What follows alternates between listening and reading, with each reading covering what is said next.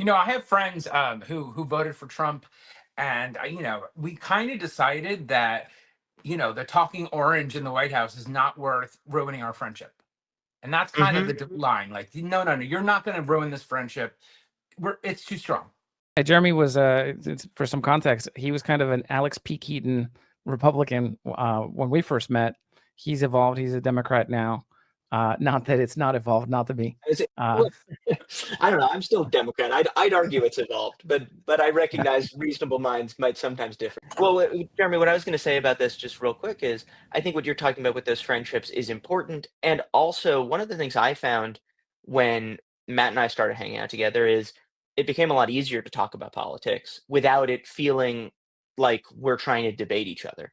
Now, that's not true for everybody. And I've taught, one of my volunteers from when I was a field organizer in 2008 for Obama. Her husband was, sort of still is, a staunch Republican. And they said they just don't talk about it because they didn't want Trump to ruin their marriage. And I think that's totally legitimate.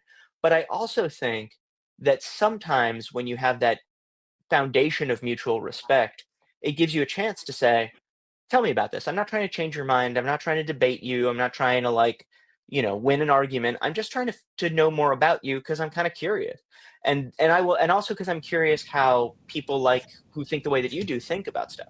So that I will, I mean, I absolutely, there was stuff happening during the 2024 campaign where I was like, oh, I can see this coming just because I'm spending time with somebody in that group of people that is swinging toward Trump and ended up putting him back in the White House. Right, one of the most important things that I feel like I learned from this journey and that I hope people take away from this book is you can learn from people even if you don't always understand them and even if you sometimes deeply disagree with them. It doesn't mean you have to say, what I've learned is you're right about everything and I'm wrong about everything. What it means is that you're saying, hey, you have things about your life, ways of seeing the world that I can learn something from.